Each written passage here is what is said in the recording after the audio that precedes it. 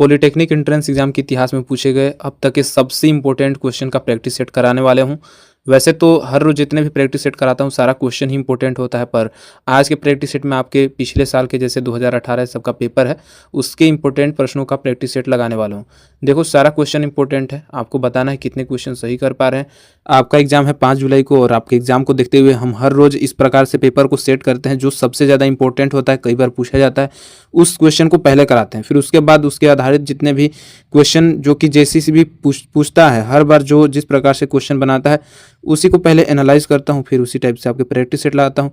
तो सारा जितने भी प्रैक्टिस सेट के क्वेश्चन है प्लेलिस्ट पर आपके जितने भी क्वेश्चन ऐड किए गए हैं सारा जाओ प्रैक्टिस सेट लगाओ, एग्जाम से पहले पूरा जाके वॉच करो। देखो टाइम निकालो, थोड़ा सा आपको टाइम देना है एग्जाम तक, आप कैसे भी करके थोड़ा सा तैयारी कर लो। बाकी अगर पैसे हैं तो थोड़ा सा आपको बता ही दिया हूँ, PDF ले लोगे, लास्ट टाइम में रिविजन अच्छा से हो जाएगा। बाकी चलो आज का प्रैक्टिस सेट लगाओ।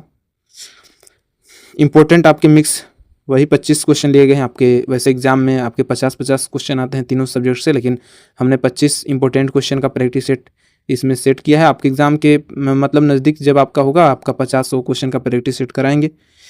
तो पहला क्वेश्चन देखेंगे, मैथ का क्वेश्चन है। यदि sin 2a = 2 sin a तब ए का मान का क्या होगा। वैसे देखो ये क्वेश्चन पूछा गया है 2018 में, आप अगर आपके पास होगा बुकलेट तो आप चेक कर लेना, ठीक है। तो बहुत सारा क्वेश्चन मैंने प्रीवियस ईयर कहीं लिया है और पूछा जाता है वही क्वेश्चन लिया है। तो देखो sin 2a = होता है 2 sin a × cos a। वैसे आपने ट्रिग्नोमेट्री में पढ़ा ही है। अब यहाँ पर देखो 2 sin a × cos a = हम लिख सकते हैं 2 sin a, ठीक है।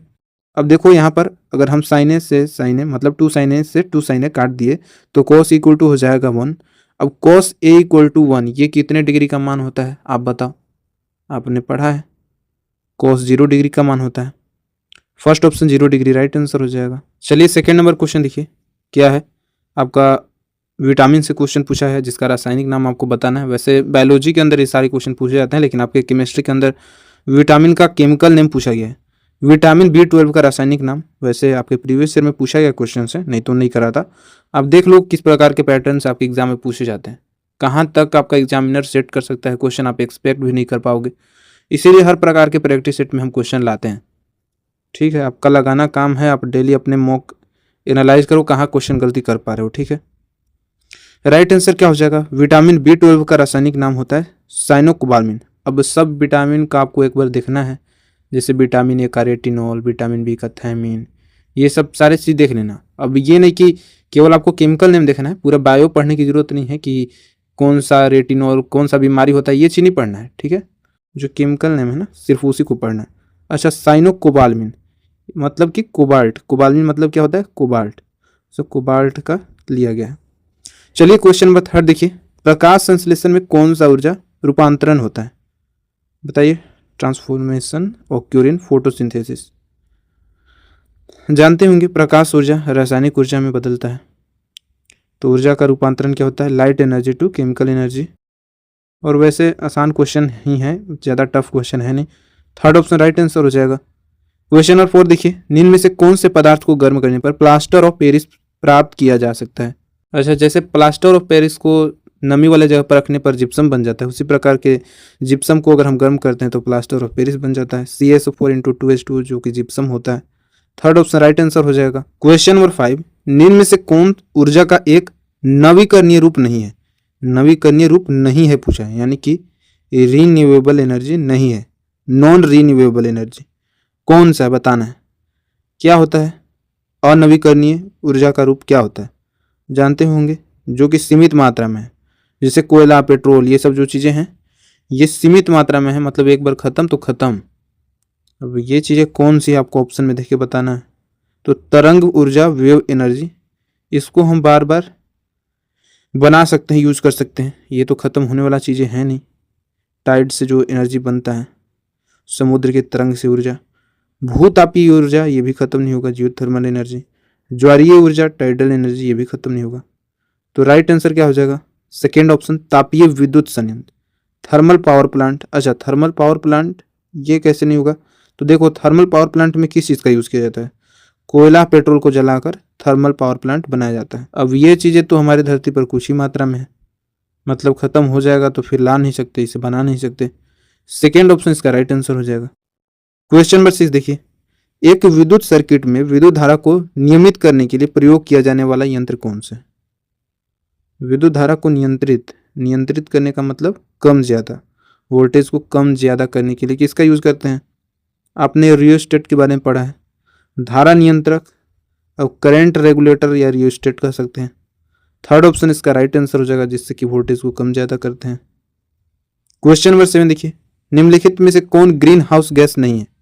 देखो क्वेश्चन देखा जाए तो आसान ही क्वेश्चन है, फिर भी कैंडिडेट गलती करके आते हैं, पता नहीं कैसे ओएमआर में वहाँ पर गलती हो जाता है उनसे। क्वेश्चन आकर बोलते हैं कि मैंने ये क्वेश्चन पढ़ा था, ये पीडीएफ से हमने बहुत ही अच्छे से तैयारी किया था। सारा क्वेश्चन मैं पिछले बार का रिव्यू आपको दिखाऊंगा, बहुत ही कैंडिडेट ने अच्छा किया था। वैसे एग्ज़ाम क्वेश्चन बहुत इतना भी आसान नहीं था, फिर भी बहुत सारे कैंडिडेट ने अच्छे से मार्क्स ऑब्टेन किया था। अब इसका कारण क्या है हमें नहीं पता, लेकिन पीडीएफ से बहुत कैंडिडेट को फ़ायदा मिला है। अब देखो राइट आंसर टिक लगाओ, क्या होगा इसका। क्वेश्चन यही रहेगा, थोड़ा सा लैंग्वेज इधर उधर भले ही सेट कर दे, बाकी क्वेश्चन को लेंथी किया जाता है एग्जाम में। और मैंने आपको क्या बताया कि एग्जाम में इंग्लिश वाले क्वेश्चन को जरूर देखना, क्योंकि वहाँ पर साफ साफ लिखा रहता है कि अगर कहीं भी मिसप्रिंट है हिंदी के क्वेश्चन तो उसको गलत नहीं माना जाएगा।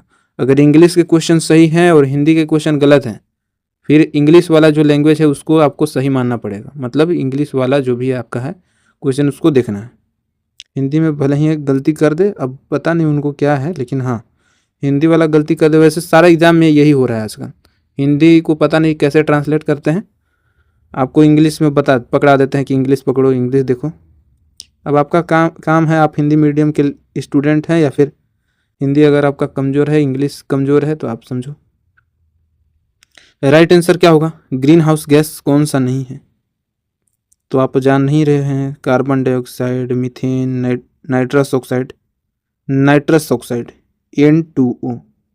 अच्छा क्या होता है नाइट्रस ऑक्साइड? लाफिंग गैस जानते ही होंगे। देखो ये तीनों जो चीज़ें हैं ना, कार्बन डाइऑक्साइड, CO2, मीथेन या फिर नाइट्रस ऑक्साइड, ओजोन हो गया, CFC हो गया, ये क्या है? ये सारी ग्रीन हाउस गैस है। अब नहीं है तो नाइट्रोजन नहीं है, जो कि हमारे धरती पर 78% पाया जाता है। अब ये तीनों गैस जो ग्रीन हाउस गैसेज हैं, ये धरती को तो गर्म करती है, तो राइट आंसर इसका 4 ऑप्शन हो जाएगा। चलिए क्वेश्चन नंबर 8 देखिए, कारों में तय की गई दूरी मापने के लिए किसका प्रयोग किया जाता है? बताइए। राइट आंसर हो जाएगा फर्स्ट ऑप्शन, ओडोमीटर का यूज किया जाता है। बैरोमीटर के बारे में बताए हैं, स्पीडोमीटर आप जानते ही हैं, स्पीड मेजर करने के लिए, और बैरोमीटर वायुमंडलीय दाब, एटमॉस्फेरिक प्रेशर मापने के लिए किया जाता है। डिस्टोमीटर आप नहीं जानते होंगे, आपको जब सिविल इंजीनियर बनोगे तब इसके बारे में पता चलेगा क्या होता है। बाकी राइट आंसर फर्स्ट ऑप्शन हो गया। क्वेश्चन नंबर 9 देखिए, ए और बी दो दोस्त हैं। देखो क्वेश्चन पूछा गया है 2018 का, अगर होगा आपके पास पेपर तो देख लेना, जो भी क्वेश्चन करा रहे हैं इंपॉर्टेंट है। प्रोबेबिलिटी से भी क्वेश्चन यही पूछा है, सेम टू सेम क्वेश्चन करा रहे हैं, 2018 में पूछा गया क्वेश्चन था ये, और पहले पेपर में पहला क्वेश्चन यही छपा था। अच्छा प्रायिकता बताना है कि उसकी जन्म तिथि यानी कि जो डेट ऑफ बर्थ है ये अलग अलग लीप वर्ष को छोड़कर। अब अलग अलग हैं तो 365 दिन होते हैं, लीप वर्ष छोड़ के कहा गया है। अब 365 में से एक माइनस कर देंगे, क्योंकि एक ही दिन तो जन्मदिन है नहीं, अलग अलग पूछा गया है। अब एक ही दिन होगा तो 1/365 हो जाएगा, और अलग अलग कहा गया है तो 364/365 हो जाएगा। सेकेंड ऑप्शन राइट आंसर हो जाएगा। क्वेश्चन नंबर 10 देखिए, 8 के प्रथम 15 गुंजों का योग क्या होगा? पूछा गया क्वेश्चन है। कैसे निकालते हैं? वैसे आपको बहुत तरीका है, AP से भी निकाल सकते हैं आप। बाकी वैसे अगर शॉर्ट ट्रिक आपको बताएं तो आपको कुछ नहीं करना है। प्रथम जो पद है, जैसे 8 आपका यहाँ दिया है उसको करेंगे, प्लस आपका जो गुणज दिया है उससे गुना करेंगे। कैसे करेंगे? तो 8 + 8 × 15/2 से डिवाइड करेंगे, और गुना जितना गुणज दिया है उससे गुना करेंगे, यानी कि 15 दिया तो 15 से गुना कर देंगे। अब शॉर्ट ट्रिक क्यों बता रहा हूँ? क्योंकि एग्जाम में समय कम होता है, तो आप ये अगर शॉर्ट ट्रिक याद रखोगे, केवल आपको ज़्यादा दिन याद रखना नहीं है, 10-15 दिन बस याद रखते हो तो आप आसानी से इसे बना लोगे। बाकी अगर आप सोच रहे होंगे कि अभी बैच लेंगे या फिर मोटी मोटी किताबें पढ़ेंगे, पूरे थ्योरी कंसेप्ट समझेंगे, तो टाइम नहीं है भाई, इसलिए जो कहता हूँ वो समझा करो।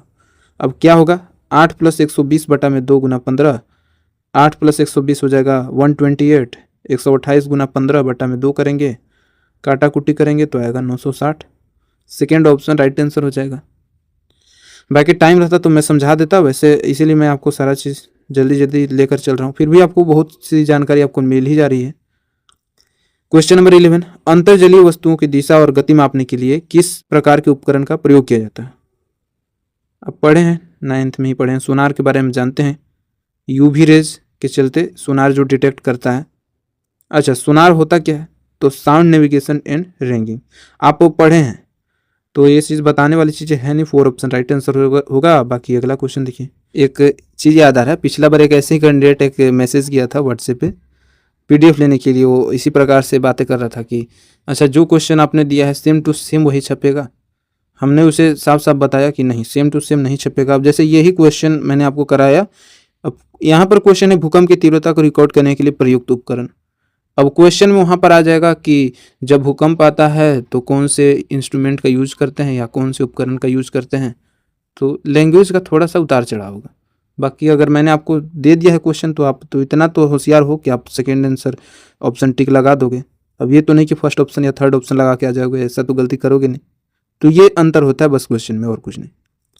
क्या है क्वेश्चन नंबर 13, यदि एक वृत्त का कुल क्षेत्रफल 64 सेंटीमीटर स्क्वायर है तो उसके एक चतुर्थांश यानी क्वाड्रेंट का क्षेत्रफल क्या होगा? वन लाइनर क्वेश्चन है। बाकी अगर आप अपने से बताओ इसका राइट आंसर आप टिक लगा पा रहे हैं कि नहीं।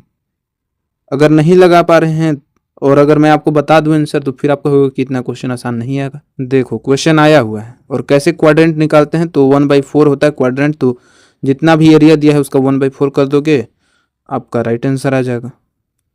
1/4 मतलब कि 64 का 1/4 क्या होगा? 4 से 64 16 बार में, सेकेंड ऑप्शन राइट आंसर हो जाएगा। अब एरिया है तो cm स्क्वायर ही होगा, सेंटीमीटर का square, second option right answer होगा। क्वेश्चन नंबर 14 देखिए, टीवी प्रसारण में चित्र संकेत, चित्र का संकेत ये किसे मॉड्यूलेट करता है? मॉड्यूलेट करने का बताइए कौन सा काम करता है? आवृत्ति, फेज, आयाम, इनमें से कोई नहीं। राइट आंसर टिक लगाइए। देखो एम्पलीट्यूड का काम होता है, amplitude modulation, third option right answer होगा। अगर साउंड पूछा है और ध्वनि पूछा है तो होगा फ्रीक्वेंसी मॉड्यूलेशन। चलिए नेक्स्ट क्वेश्चन देखिए, क्वेश्चन नंबर 15, मानव नेत्र के दृष्टिपटल यानी कि रेटिना पर बनने वाला प्रतिबिंब कैसा होता है? देखो बहुत बार रिपीटेड क्वेश्चन है ये, और मैं करा कर थक जाता हूँ ऐसे क्वेश्चन, क्यों पता नहीं, हर बार जैसे इसी प्रकार के पैटर्न फॉलो करता है और हर बार छाप ही देता है एक ही क्वेश्चन। तो कर लो, जो क्वेश्चन कराता हूँ उसको अच्छे से रिवाइज करो, ये नहीं कि ऐसे हवा हवाई में कहीं से क्वेश्चन लाकर आपको पास दे रहा हूँ, ऐसे ये मत गलती करना, ये मत समझना। राइट आंसर हो जाएगा 4 ऑप्शन, वास्तविक और उल्टा होता है, real and inverted. Question number 16, रैखिक समीकरण युग्म y=0 और y=-7 के कितने हल होंगे? अच्छा, y=1 है 0 और y में ही दिया है -7। अब ये कौन सा है? पैरेलल है, तो पैरेलल में कोई सॉल्यूशन बनेगा नहीं, नो सॉल्यूशन, कोई हल ही नहीं है। 4 ऑप्शन राइट आंसर होगा। ये भी क्वेश्चन आपके 2018 में पेपर में आया हुआ था। क्वेश्चन नंबर 17 देखिए, आजकल सड़क की रोशनी में पीले लैंप का ज़्यादा यूज किया जा रहा है, इस लैंप में किस चीज़ का यूज करते हैं, क्या चीज़ का उपयोग करते हैं? देखो पहले के बल्ब में पीले लाइट बहुत ज़्यादा यूज किए जाते थे, बाइक में भी आप देखे होंगे, अभी भी बाइक में होते हैं पीले लाइट, हालांकि अब तो ज़्यादा ये LED वाला बल्ब आ गया है। अब पीला वाला लाइट का खासियत होता है कि फॉग में आसानी से दिख जाता है, और इसमें सोडियम यूज किया जाता था। फर्स्ट ऑप्शन राइट आंसर हो जाएगा।